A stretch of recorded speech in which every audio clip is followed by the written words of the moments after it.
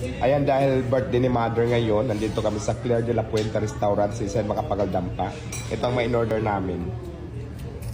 Ayan, internet ko si Mother kasi para matikman niya naman ang mga pangsyala na lafang, di ba? Oh.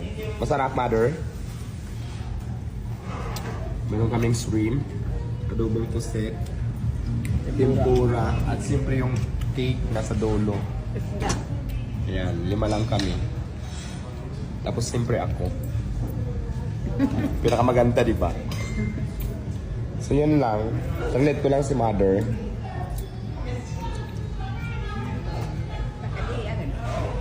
Shala.